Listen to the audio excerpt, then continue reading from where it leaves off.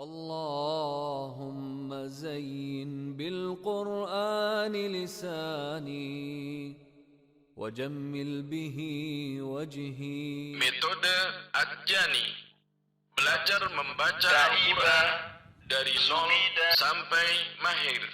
Jilid 1. Bismillahirrahmanirrahim. Berjumpa kembali dengan metode Ad-Jani, belajar mengaji pemula, belajar membaca Al-Quran dari nol sampai mahir. Jika Anda baru pertama kali menonton video tutorial metode Ad-Jani, sebaiknya tonton penjelasan mengenai kaidah-kaidah pembelajaran pada bagian akhir video ini. Disampaikan juga bagaimana gambaran praktik belajar mengajar di dalam kelas. Video kali ini akan mengenalkan huruf hijaiyah, sifat dan makhraj huruf shad, dan akan mempraktikkan membaca huruf shad dengan 3 harokat dasar pada halaman 13 jilid 1 metode Ad-Jani. Makhraj dan sifat huruf shad. Huruf shad ketika tidak berharokat atau tidak memiliki harokat apapun, maka dibaca dengan cara shad. Shad, fathah, alif, dal, sukun. Shad, bukan so. Kalau so berarti sudah memiliki harokat fathah. Shad, fathah, so. Shad, kasrah, si. Namun jika tidak memiliki harokat, maka ini dibacanya adalah shad. Perhatikan, karena masih banyak yang sering menyebutnya dengan so. Makhraj huruf shad. Kalau menurut Jazariyah, makhrajnya adalah torful lisan ma'ama fauqath thanaya sufla. Menurut buku Makharijul Huruf dan sifat-sifatnya, karya Yahdi Jaisi LC, dijelaskan secara bahasa Indonesianya adalah huruf shad keluar dari akhir ujung lidah, diletakkan mendekati hampir menempel pada belakang gigi seri bawah, sehingga suara keluar melalui celah antara gigi atas dan bawah. Makhraj huruf shad memiliki tempat yang sama dengan huruf sin dan huruf zai. Silakan Anda perhatikan, ini adalah gambaran makhraj sin dan zai. Sementara ini gambaran makhraj shad. Yang membedakan adalah posisi pangkal lidah dan permukaan tengah lidah. Sementara ujung lidahnya atau posisi makhrajnya memiliki tempat yang sama antara huruf shad, sin, zai. Silahkan Anda rasakan posisi lidah Anda lalu sebutkan zai, sin, shad. Itu ujung lidahnya sama atau makhrajnya sama. Yang membedakan adalah sifat hurufnya. Huruf sin dan huruf zai sudah disampaikan sifat hurufnya pada video sebelumnya, dan saat ini kita akan membahas sifat huruf shad. Sifat huruf shad yang pertama adalah al-mahmus, yang berarti samar. Ketika berharokat dibunyikan dengan mendorong udara. Perhatikan, so, si, su. So, si, su, yaitu dengan mendorong udara.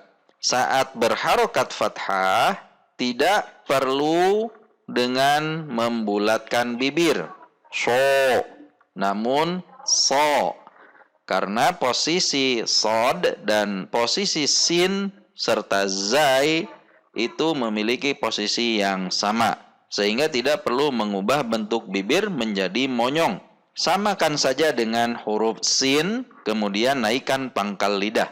Mari kita lihat sifat huruf yang kedua, yaitu ar-rakhawah. Lunak, suara tidak tertahan. Berarti saat huruf shad mati atau sukun, maka dibaca mengalir. Seperti contoh, else. Jadi mengalir atau tidak tertahan.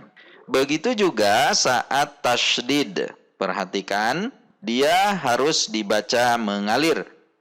Al-so, al-so, mengalir. Dan ketika di tengah kata, maka tidak terpisah antara sod sukun dengan huruf yang ada di depannya. Contoh yang terpisah adalah yasdiquna. Yasdiquna. Seharusnya dibaca mengalir ar-rokhwah. Seperti contoh, yasdi.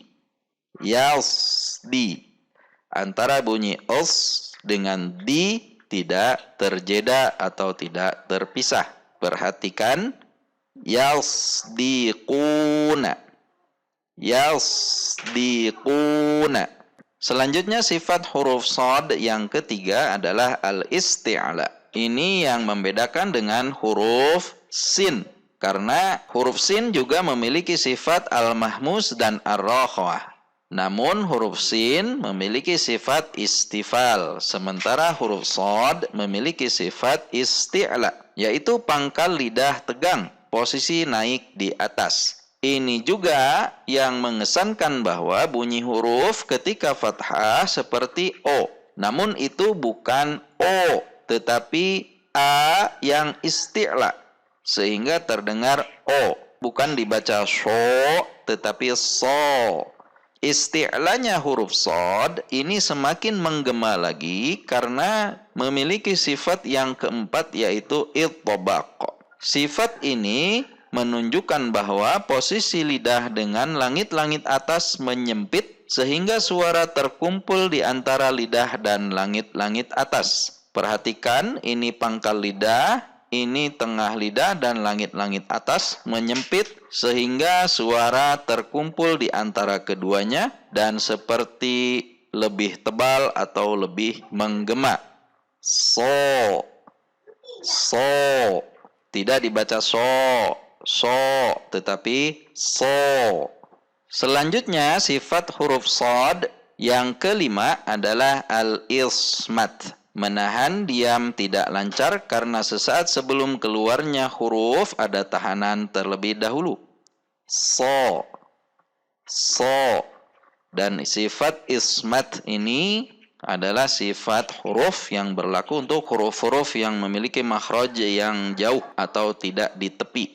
Huruf shad memiliki sifat khusus sama dengan huruf sin dan huruf zai, yaitu as-sofir, ketajaman suara yang keluar dari celah sempit antara gigi-gigi seri dan ujung lidah, seperti desis atau siulan. Ada yang menganalogikan kalau so seperti suara angsa, so. Kalau sin seperti desis, sin. Kalau zai seperti bunyi lebah, z. Kalau sin, s. Itu adalah sifat as-sofir. Sekarang mari kita perhatikan cara membaca huruf shad ketika fathah, kasroh, dhammah, ketika sukun, ketika tasydid, dan ketika di tengah kalimat atau di tengah kata. So, si, su. So, yasdiquna, so, si, su, so, yasdiquna. Sehingga ketika fathah tidak dibaca so, tetapi so, dengan menegangkan pangkal lidah dan menaikkan tengah lidah ke atas karena memiliki sifat itbaq. Selanjutnya adalah kesalahan yang biasa terjadi. Kesalahan saat membaca huruf shad biasanya adalah dibaca seperti huruf sin atau seperti huruf shin. Seperti contoh di sini ada kata sirato. Terkadang ini dibaca atau terbaca siroto, sin, atau bahkan shiroto. pakai shin. Seharusnya sirato. Sirato. Perhatikan, ini harus dibedakan antara shin, kemudian sin, dan sod. Perhatikan, antara sin dan sod yang membedakan adalah pangkal lidahnya saja. Sehingga dan itu pangkal lidah tegang, pangkal lidah rileks. Perhatikan, ini harus dibaca siroto, bukan siroto atau bahkan syiroto. Sekarang marilah kita berlatih mengucapkan huruf shad dengan 3 harokat dasar, yaitu fathah a, kasrah i, dan dhammah u. Ketiga harokat dasar ini harus dibaca secara sempurna. Perhatikan, u, i, a, i, u. Dhammah tidak dibaca tetapi u dengan membulatkan bibir. Kasrah dibaca i dengan menarik rahang ke bawah, tidak dibaca atau Kemudian fathah dibaca a, tidak dibaca a dengan terbuka lebar, namun setengah atau naik sedikit dari kasrah i menjadi a. Sekarang mari kita berlatih membaca huruf shad pada halaman 13 jilid 1 metode Ad-Jani. Si, su, so, si, su,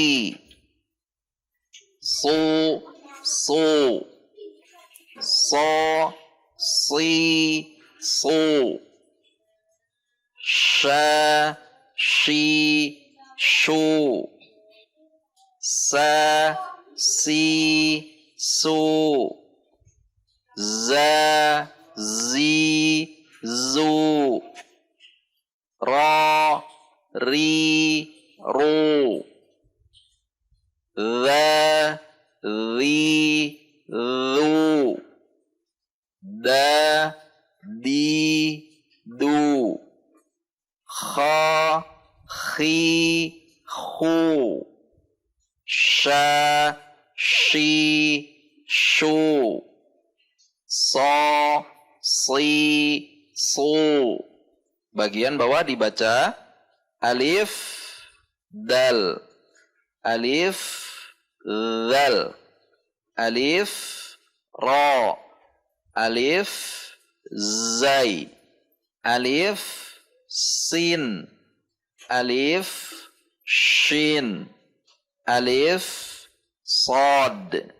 Untuk memastikan apakah siswa sudah menguasai halaman ini, bisa dengan cara membaca terbalik dan membaca acak. Seperti contoh, su, si, so, shu, shi, sha, khu, khi, kha, du, di, da, zu, zi, za, ru, ri, ro, atau dibaca secara acak seperti contoh, ro, za, kha, da, sha, so, si, khi, ri, di, du, khu, zu, shu, su, alif, zal,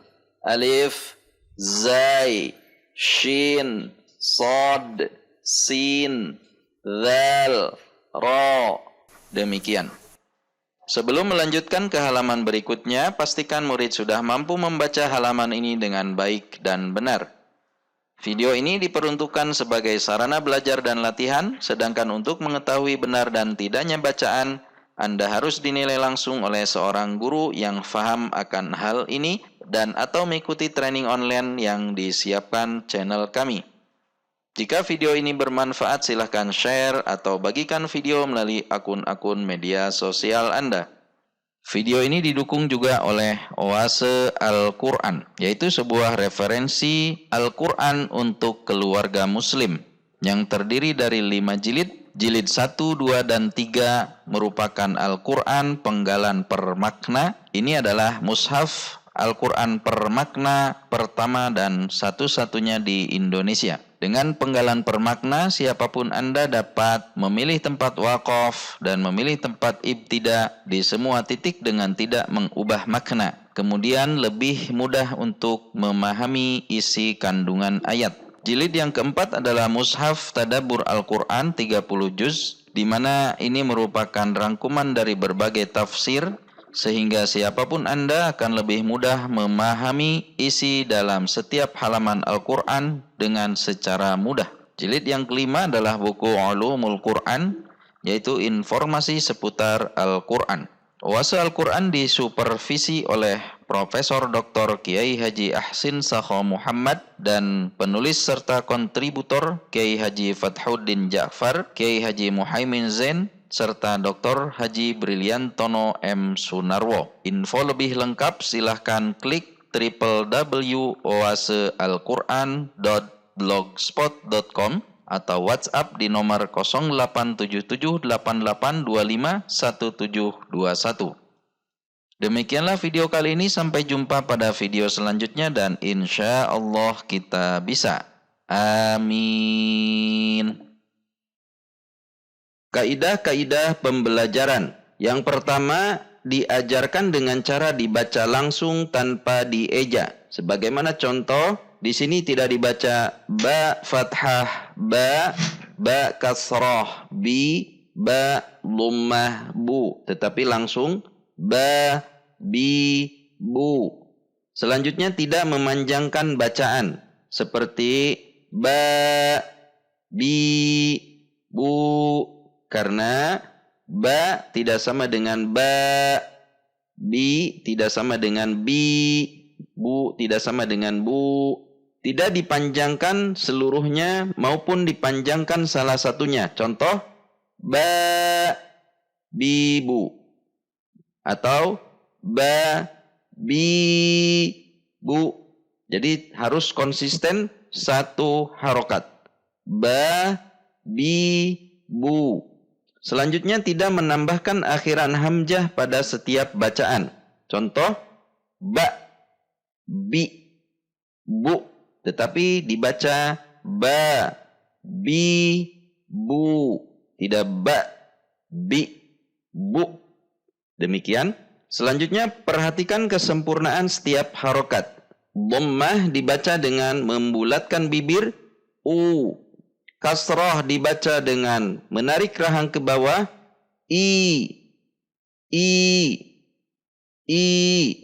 Fathah dibaca dengan terbuka sedikit dari posisi kasrah, yaitu perhatikan u i a, u i a, u i a. Fathah tidak dibaca a, tetapi a. Kasrah tidak dibaca e atau tetapi i. Dan dhammah dibaca u dengan membulatkan bibir. U. Tidak dibaca tapi u. Perhatikan juga cara menyebutkan huruf hijaiyah tanpa harokat pada bagian bawah halaman dengan benar. Contoh, alif, ba, ta, tha, jim, ha. Cara mengajarkan di dalam kelas. Langkah 1, bacalah halaman yang telah dipelajari sebelumnya secara bersama-sama. Jika ini adalah pelajaran yang kedua, ketiga, atau selanjutnya, maka sebelum menambah pelajaran, terlebih dahulu sebaiknya baca pelajaran sebelumnya secara bersama-sama. Kemudian, guru menjelaskan teori yang akan disampaikan pada pelajaran saat itu. Contohnya, mengenai makhrajnya, atau mengenai sifat hurufnya, atau mengenai lainnya, seperti yang dicontohkan pada video ini. Setelah menjelaskan, langkah selanjutnya atau langkah yang kedua adalah bacalah halaman yang akan dipelajari saat itu secara bersama-sama. atau seluruh murid. Guru mencontohkannya dan murid mengikuti. Langkah selanjutnya atau langkah yang ketiga, jika satu kelas sudah membaca dengan bagus, maka bagilah kelas secara per kelompok. Misalkan 2 kelompok besar terlebih dahulu, kemudian bagi menjadi 4 kelompok atau sesuai dengan situasi dan kondisi kelas. Pertama bagi kelompok yang besar, kemudian kecil, kemudian kecil. Langkah yang keempat, setelah murid telah mampu membaca secara berkelompok dengan baik, dengan lancar, maka mulailah murid membaca secara perorangan di hadapan guru. Jika jumlah murid cukup banyak, sebaiknya ada beberapa guru yang mendengarkan, sehingga murid yang lain tidak terlalu lama menunggu giliran untuk maju. Catatan tambahannya, selama proses pembelajaran satu persatu, murid yang sedang menunggu giliran dapat diisi dengan kegiatan lain. Contoh, dengan belajar menulis huruf Arab, dengan berlatih membaca halaman yang sedang dipelajari supaya tambah lancar, atau dengan kegiatan lainnya sesuai kreativitas dari guru. Jika guru menemukan beberapa murid yang mengalami kesulitan, guru juga dapat meminta beberapa murid yang sudah lulus atau sudah lancar untuk membantu temannya yang kesulitan tersebut sebelum maju ke depan. Demikianlah gambaran cara mengajarkan di dalam kelas. Adapun pada saat prakteknya, tentu diperlukan kreativitas dari guru masing-masing yang penting dengan tujuan pembelajaran menjadi maksimal. Demikianlah video kali ini, sampai jumpa pada video selanjutnya dan insya Allah kita bisa. Amin. Sadaqallahul azim, sadaqallahul karim, sadaqallahul halim, sadaqallahul ladzi anzalal furqana ala abdihi liyakuna lil'alamin nadhira. Sadaqallah.